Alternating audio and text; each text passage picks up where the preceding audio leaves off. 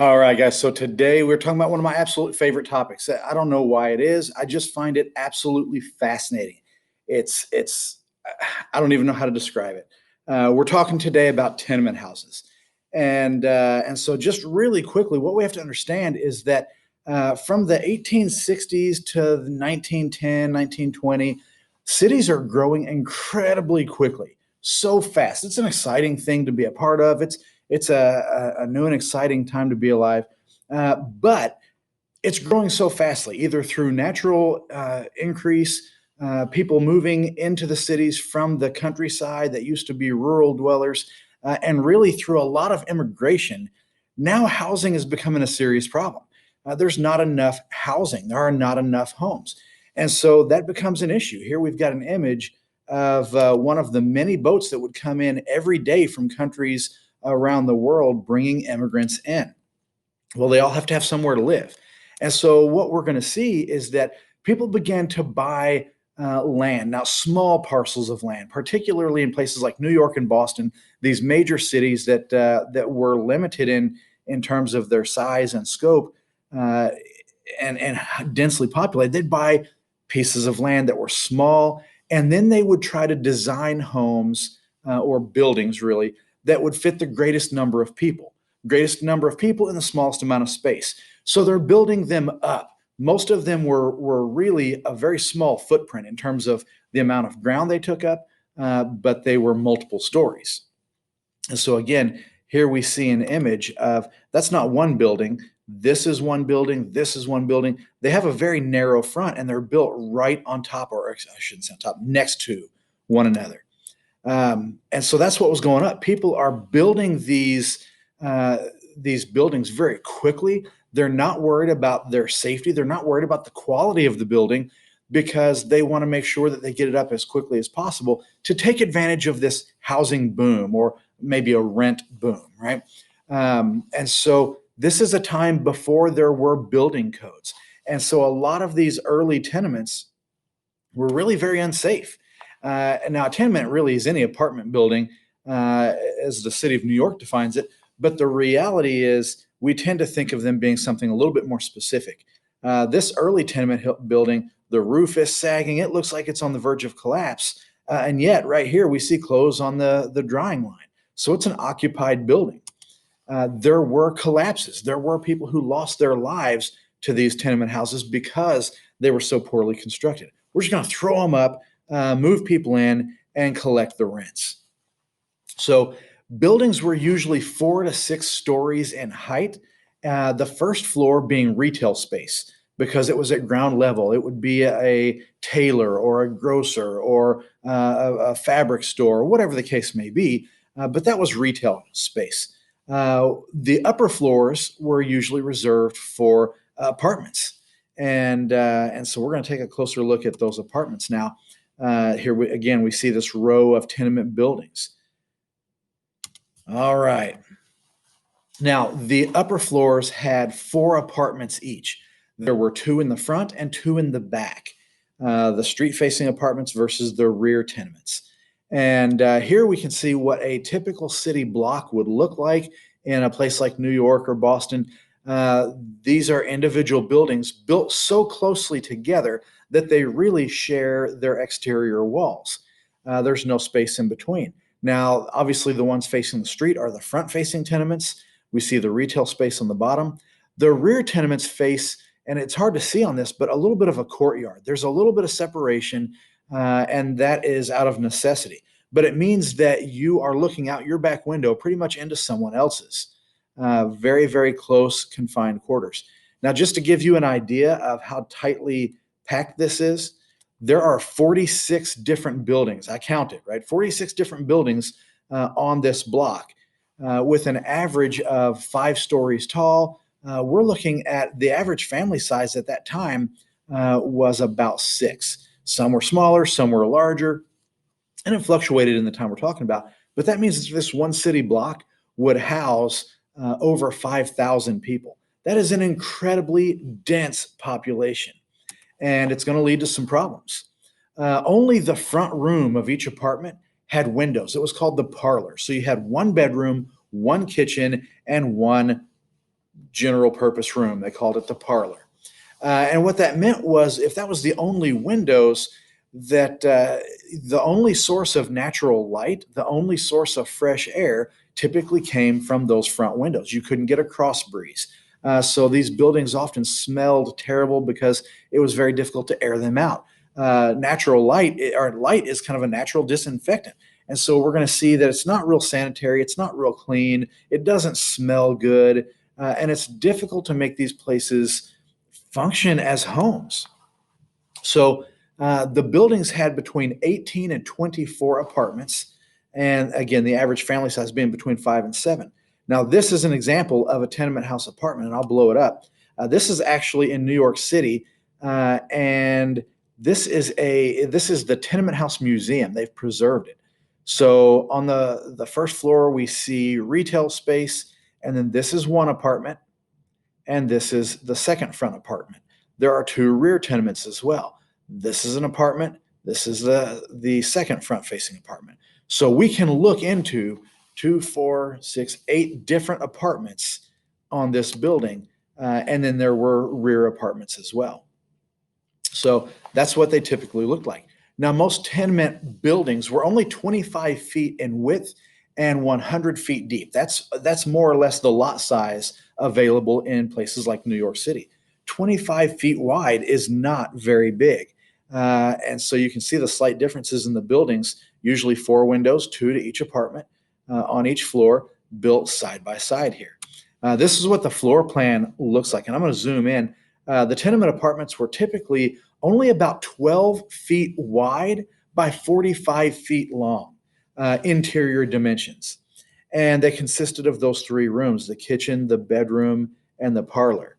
Now, what we see, I'm going to focus on this one, 1863. The stairway goes up through the middle of the building, so it takes up a little bit of the square footage here. And you would enter, let's look at the front tenement, you would enter into the kitchen right here. The parlor is the front room, the kitchen, very small kitchen, and then you had 1 bedroom. So think about that, with an average family size of 7 people, you might have 4, 5, 6, 7 people, but only 1 bedroom. Also pay attention to the fact that you had a rear tenement, same layout, parlor, kitchen, bedroom, but there's a door that connects the bedrooms of the front-facing apartment with the rear-facing apartment. And that is because if there were a fire, you needed a way to escape. Only the front tenement would have a fire escape. The buildings were required to put fire escapes in at a certain point because fire was always a hazard. And so rather than go through the expense of having 1 in the front and 1 in the rear, they simply met that early code by putting 1 at the front. But in order for the people in the rear of the house to have access to it, they also had to have access to your apartment, which would create some safety concerns. And most people would block the door. They would put furniture in front of it because, again, there's some safety issues. But that just tells you that these building owners were not going to spend money they didn't have to. They weren't really concerned about the safety and quality of life of their tenants. Now, the tenement on the right here, this is 1905. Same building. The only difference now is that we see this. Because as times change and we recognize the need to update and create safer living conditions, it's 2 water closets. So that means there's 2 toilets. There were no bathrooms over here. We'll talk about that in a minute. But over the next 40 years, they began to require bathrooms. You did not have one in your apartment. You shared 2 toilets, not bathrooms, 2 toilets for 4 apartments. And so that really is kind of an interesting situation. Most of us don't like having to share a bathroom with anybody, let alone a family of 6 or 7, let alone 4 families of 6 or 7. So this is a pretty significant deal. This is not the living conditions that we've grown accustomed to. Much less privacy, much more densely packed and crowded, not nearly enough square footage. So most of these were built, as you saw in that first tenement, before there was indoor water and plumbing and sewers and that sort of thing. And so all of the entire building in those early days would have to share between 2 to 4, maybe 5, here we see, basically outhouses or pit toilets. So if you were going to use the restroom, you had to go maybe from the fifth floor, walk down 5 flights of stairs to go out here and use one of these toilets that was for everybody in the building. You also had a water pump, and that's probably what this is right here. You had one water pump for the whole building. So when you were doing your cooking on the stove, if you were making breakfast, you had to go all the way down, get water, and haul it all the way back up. This is a hard way to live. There's nothing easy for the life of these tenants. Now, what that means is that there's really very unsanitary conditions. Disease runs rampant. There's no running water, there's human waste, there's garbage, it's densely packed. And so things like cholera and tuberculosis would just run throughout these houses. People didn't really have much of a way to escape it because you were in such close contact with other people. Sometimes people, and this is a great image by Jacob Riis, and we see what I can see: one, two, three, four, five, six people sleeping in these one quarters. And a lot of times they would work, especially single men trying to save money and bring their families over from overseas, right, to get a foothold here.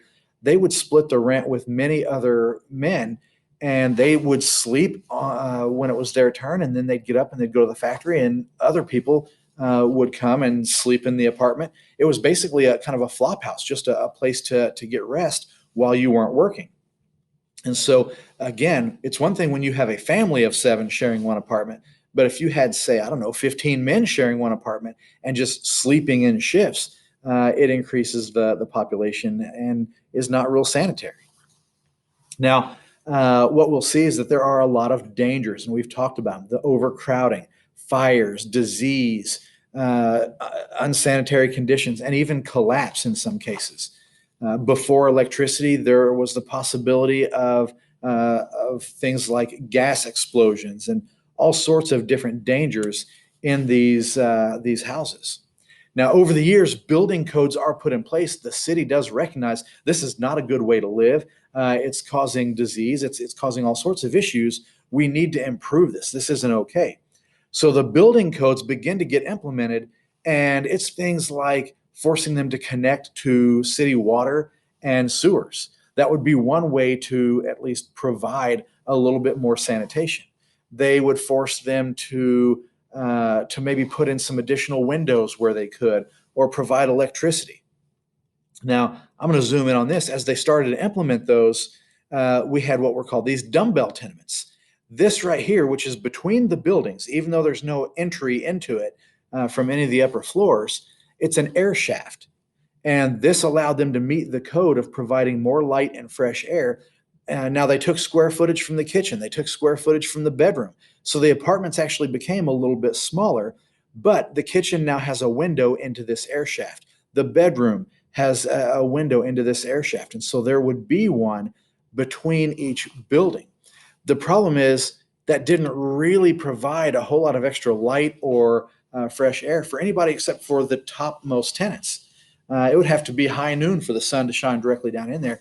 And so the air became very stagnant in those air shafts. They weren't working, and so people would use those as sometimes a place to throw refuse and empty chamber pots and that sort of thing. And so sanitation actually became a little bit worse. This is not working the way it was. You start to have a lot of rats in these high populated areas because they're eating off of the spoiled and rotting food that is being thrown into these air shafts. A lot of different things going on here. Wanted to share a few images just so that you can see kind of what life was like. It's incredibly cramped. It's incredibly small. We've got every available inch of space is being used.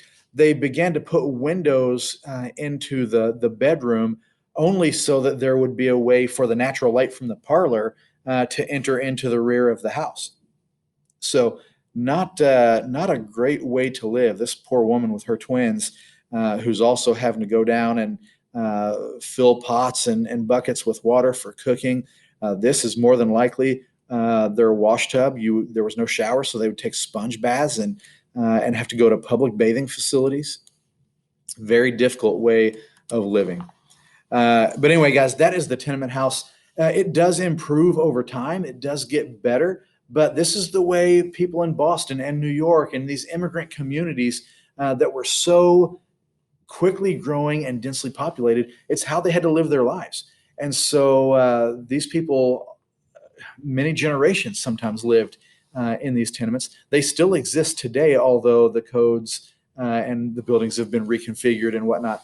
Things have gotten much, much better. But that's just a glimpse into the life of the urban poor. We know that the wealthy living in New York and these captains of industries or robber barons are living the high life. But this is how everybody else is living, is in the squalor of the tenements. Again, guys, I hope that you found that interesting. I hope you learned something. Please ask any questions, leave any comments down below, and be sure to watch some additional videos on this era. I love this time period. Subscribe, if you will, if you haven't already, and thanks for watching. We'll catch you guys next time.